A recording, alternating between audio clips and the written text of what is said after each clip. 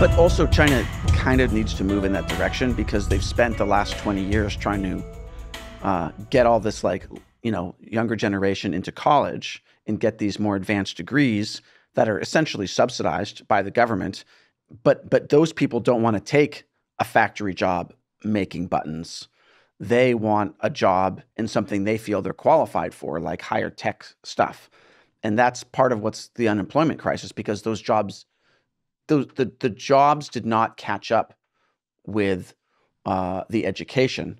And part of that is because the Chinese Communist Party is not actually letting real competition happen because it's too politically risky for them. And this was a point I think it was made by David Stilwell when he had him on recently. But so for like these young people in China, it's not like, people could say, well, they can go into the military. But like according to David Stilwell, is the military in China is not like this platform, this meritocracy where you can rise up and get higher social status. It's always been like people look down on people in the military. Yeah. Yeah. I mean, I don't know if it's as bad now as if it was a while ago. I think Lao Wai actually did a video about this like a few years ago. But essentially, like if you have somebody in like your son goes into the military, that's just seen as like, oh, I guess he couldn't do anything else, Yeah. Yeah. It's not like serving the country like there's that, that view here in the United States, largely. Well, even outside of that, there's no social advancement. It's not like you're going to become, like all of these young people were promised a better life by going to college. It's not like in the U.S. where like if you're a college educated service member, you have opportunities. Right. And there's also just greater respect for you, people appreciate your service to the country. And then the other factor is that in China, of course, like in most families still have only one child, right? Because the decades everybody whose kids are in their 20s and 30s, they're all one children. Pretty much, except for there's some exceptions with minority groups, but like, yeah. So like what parent and what grandparents want to send their only offspring into the military, especially when you're like on the precipice of war over Taiwan or the US? Because the war economy could be another option for the Chinese Communist Party. Just, take their manufacturing and start manufacturing more ships and airplanes and stuff. Except they don't have the high-tech stuff to make actually good equipment. Can I just say from an economic perspective, the idea of a war economy really doesn't hold up. And the idea that wartime is good for the economy comes from World War II, where the U.S. made a tremendous amount of money because of producing, weapons and food and clothing and other supplies for Europe before the U.S. entered the war. So our allies were buying like our weapons and our supplies, giving us tons of gold in exchange for that. And it ramped up U.S. manufacturing, getting all this foreign direct investment, essentially. But if you look at the other wars that the U.S. was involved in, where it wasn't like some ally paying us money, like we spent money because war is destructive economically, right? Like you're basically creating things that then get destroyed, right? So you're not creating things that last and have like long-term value. You're creating things that are essentially used in a destructive process. So it's ultimately a loss if you're trying to fund your own war. On the surface, you're ramping up certain manufacturing, right? But that money has to come from somewhere. So yeah, it's a really short-term thinking to try to create a war economy. What about that whole military-industrial complex kind of thing? I think they're not hurting for money. They're not hurting for money, but think about how much of the U.S. discretionary budget goes to the military. I don't remember off the top of my head, but outside of entitlements, I think it's something like a third goes to military-related stuff. But that's not like profit from consumer spending. It's because our money is being taken from us by the government in the form of taxes and then used to, fund the military industrial complex.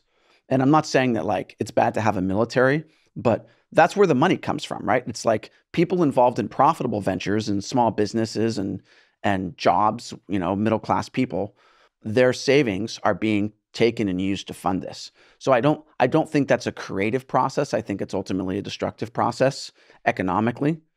And while every country does need to have a military, it's just a bad economic assumption. It just doesn't hold up to say creating a domestic wartime economy is going to be good long term. It's just not. There's no way to justify that. Interesting. Yeah. Now, that being said, a lot of leaders, A, may not understand this, but B, they may understand it, but because it works for a few years, it may still be worth it. Especially in China's case, where their whole thing is just kick the can down the road. Well, I mean, that's the case everywhere. Even in democracies where, like, a U.S. president is only is president for 4 to 8 years.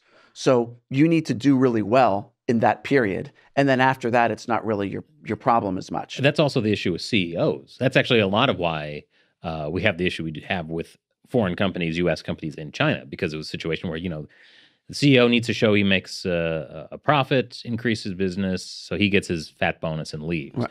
And a lot of that was going to China, where he can show on paper, like, oh, this increased this much. And you retire after 3 years of that, you get your golden parachute, which is often worth tens of millions. Which is not helpful if you jump out of a plane.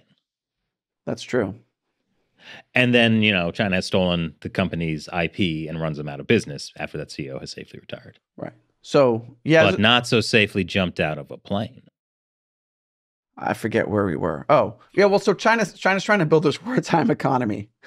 And it's ultimately, even if it succeeds in the short term, it's going to fail in the long term. What is the long term, though? In order for it to not fail, like, China's military has to essentially conquer enough that it, like this is not actually how it would play out. But let's say the CCP built up its huge military and successfully took over Taiwan with no pushback, and was now able to be completely in control of this really, really good economy, right? Then they've gained something, right? They've gained this economy. Or that also getting control of the South China Sea and all the shipping that goes through there. If they could actually tax or levy you have say, for every $1 trillion worth of shipping, instead of promoting free trade, they promote a tax, right? So maybe they tax 10%. So now they're getting $100 billion for. It's probably because it's like $5 trillion a year that goes through there. So we're talking about $500 billion they could collect in taxes at that rate. So again, yeah, that's profitable. So that is how war is profitable, right? You conquer and you get something else that belonged to somebody else, and you take it from them, and now it's yours. So it's stealing, but it's war, so it's not called stealing. That's how most of human history was. It is how most of human history was until World War II. Mm-hmm. And after World War II, the sort of national leaders got together and pretty much agreed that might makes right, that idea that had been the case throughout history, that the stronger country deserves to take the weaker country. That's no longer a legitimate way to gain territory, and that you have to do it through other means, diplomatic means. Well, and the U.S. also promoting and protecting international trade with its massive military. Right. And protecting other countries' sovereignty, for example, South Korea. So, like, we live in the last 70 years, like, we've been in a new They call it the world Pax order. Americana. Yeah. And so, but China, the Communist Party, never agreed to this, right? Their view is that might makes right. And so that is a fundamental ideological problem. They're much more traditional. Yeah. Well, okay. If that's the world that you want to live in, then move to China or Taiwan and you'll see. But in terms of the wartime economy, that's how it succeeds. And if it doesn't achieve those things, if China builds up a wartime economy, tries to take Taiwan and fails, and I believe they will fail, then it's an enormous loss economically, not to mention the massive political fallout, because Xi Jinping will be humiliated. Maybe the Communist Party as a whole will be humiliated. The military will be humiliated. I mean, it could cause all sorts of political fallout. So that's what I see. It's short-term thinking.